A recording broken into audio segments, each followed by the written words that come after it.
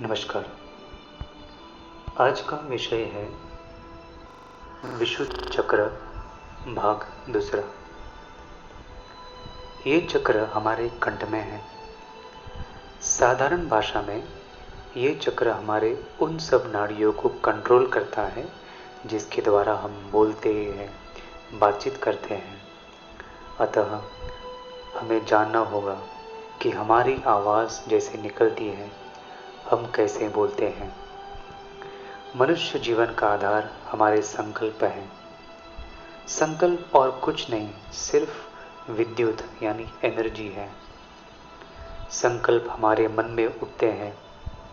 अच्छे बुरे जो भी है वे हमारे मन में उठते हैं। आंखें हमारे मन की डायरेक्ट कर्मेंद्रिय हैं। जो भी विचार हम मन में करते हैं वह उसी समय आंखों में तैरने लगते हैं। इन संकल्पों से आंखों में कंपन होने लगता है। आंखों के कंपन से हमारे मुख की मांसपेशियों में कंपन होने लगता है।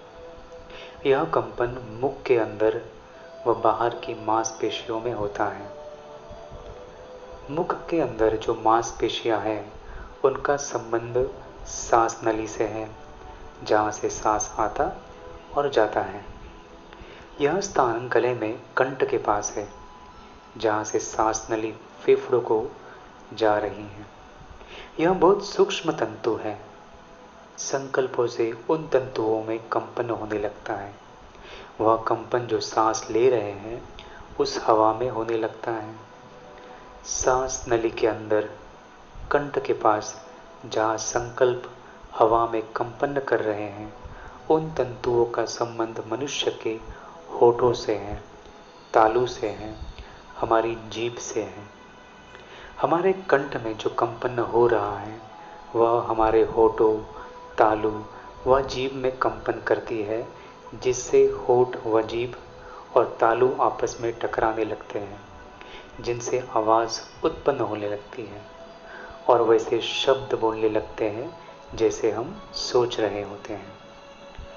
हमारे कंठ में जहाँ सांस की हवा में कंपन हो रहा है वहाँ पर 16 सूक्ष्म नाड़ियाँ मिलती है, जो शरीर के अलग अलग भागों, हाथों से, पैरों से, कानों से, त्वचा से तथा दूसरे अंगों से जुड़ी हुई है।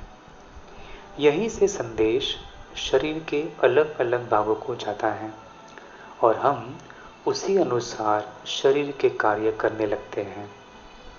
जैसे हम सोचते हैं सब्जी लानी है तो हमारी टांगें चलने लगती हैं।